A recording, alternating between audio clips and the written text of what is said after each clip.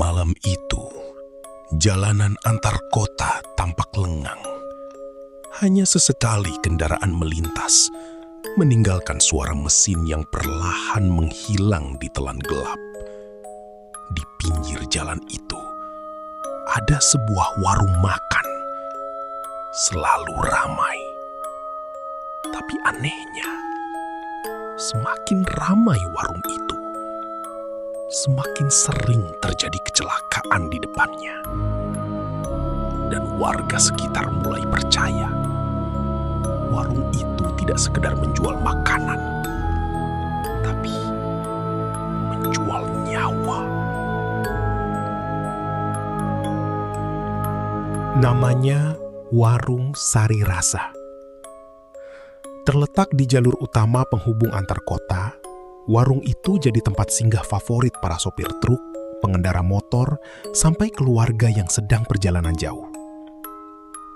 Menunya sederhana. Nasi hangat, ayam goreng khas, sambal pedas khas. Tapi rasanya aneh. Semua orang bilang enak. Bikin nagih, kata mereka. Tokoh utama kita, Raka, pertama kali mampir ke sana saat perjalanan pulang malam hari. Ia sebenarnya tidak berniat berhenti. Tapi entah kenapa, seperti ada dorongan. Seperti ada yang memanggil. Lampu warung itu terlihat lebih terang dibanding sekitarnya. Dan meski malam sudah larut, warung itu penuh.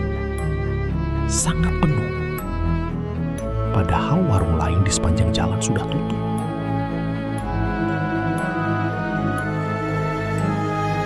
Raka duduk di salah satu kursi kayu panjang.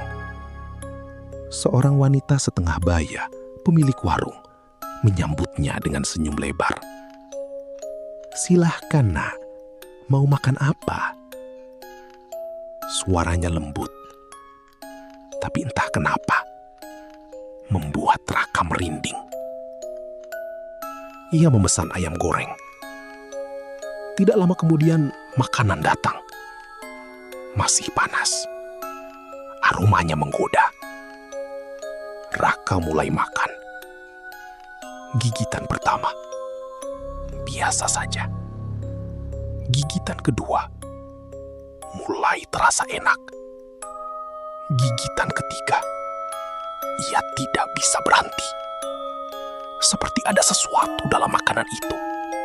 Bukan sekadar rasa, tapi ketagihan. Ia makan dengan sangat cepat tanpa sadar. Seolah-olah tubuhnya mengambil alih. Saat Raka masih makan, tiba-tiba, brak! Suara tabrakan keras terdengar dari depan warung. Semua orang menoleh. Sebuah motor terpental. Pengendaranya tergeletak di aspal. Darah mulai mengalir. Anehnya, reaksi orang-orang di warung itu lambat. Tidak panik, tidak berteriak. Seperti sudah biasa. Raka langsung berdiri, berlari keluar. Ia mencoba membantu korban. Tapi saat ia menoleh ke warung, pemilik warung itu masih tersenyum, melihat ke arah korban dengan tatapan yang tidak wajar. Beberapa hari setelah kejadian itu, Raka tidak bisa melupakan warung tersebut. Bukan karena kecelakaannya, tapi karena rasanya. Ia kembali lagi dan lagi. Setiap kali datang, selalu ada kecelakaan. Kadang motor, kadang mobil, kadang truk besar. Dan selalu terjadi tepat di depan warung itu. Warga sekitar mulai membicarakannya. Katanya, sudah terlalu sering, terlalu kebetulan. Suatu malam, Raka bertemu dengan seorang tukang ojek yang mangkal tidak jauh dari situ.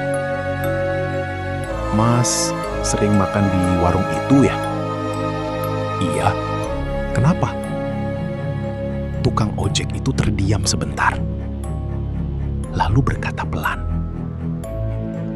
"Kalau bisa, jangan sering-sering ke sana."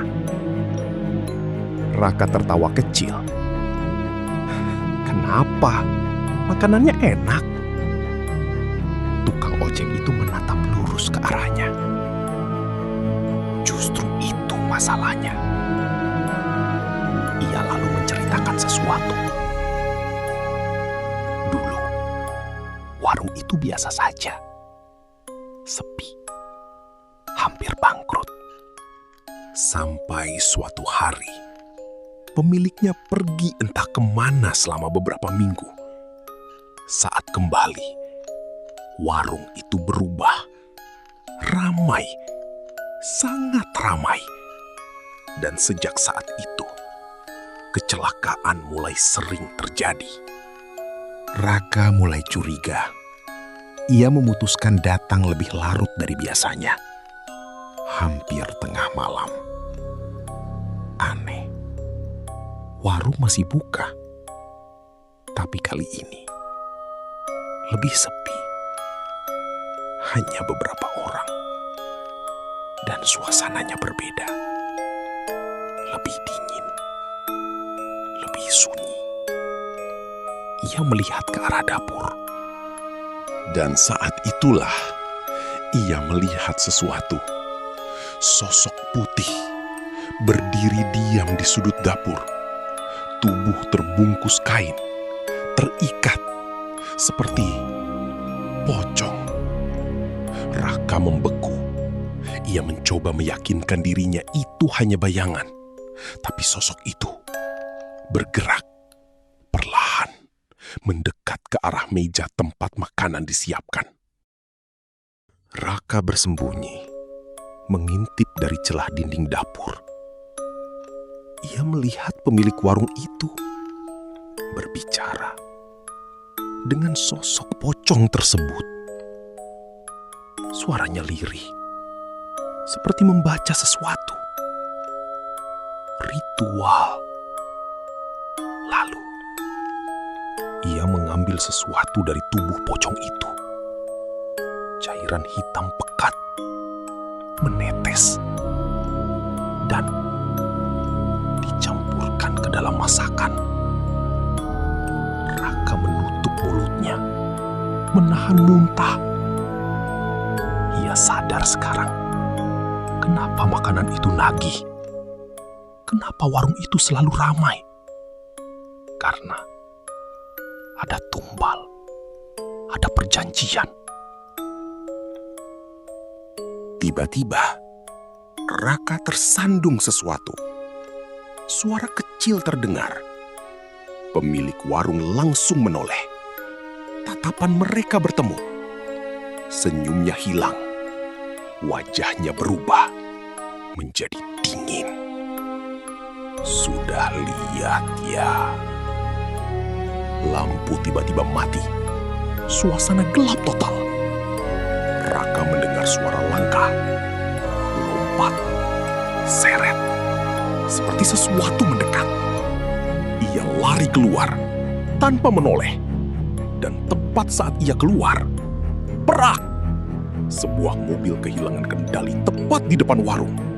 Nyaris menabraknya. Raka jatuh beberapa sentimeter saja. Ia hampir menjadi korban berikutnya. Keesokan harinya, Raka menceritakan semuanya ke warga. Awalnya tidak ada yang percaya. Tapi setelah dikaitkan dengan kejadian-kejadian sebelumnya, mulai masuk akal. Beberapa warga akhirnya sepakat untuk menyelidiki. Malam itu, mereka mendatangi warung tersebut bersama-sama. Dan benar saja, mereka menemukan sesuatu di dapur. Kain kafan, bekas ritual, dan jejak yang tidak manusiawi.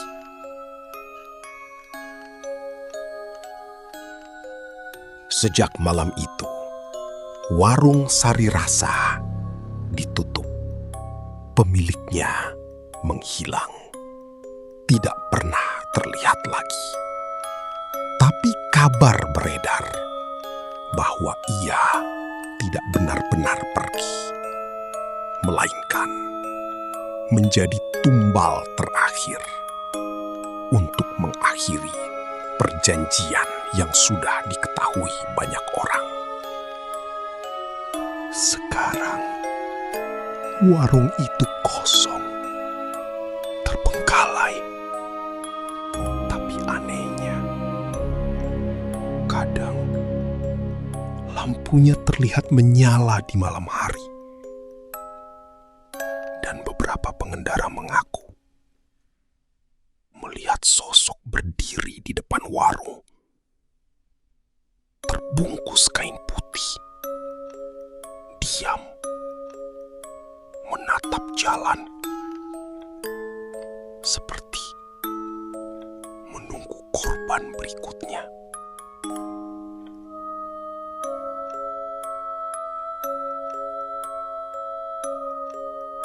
Cerita malam ini berakhir di sini. Tapi mungkin kisahnya tidak benar-benar selesai. Kalau kamu suka dengan cerita seperti ini, jangan lupa like, subscribe, dan bagikan ke teman kamu yang berani menonton sendirian.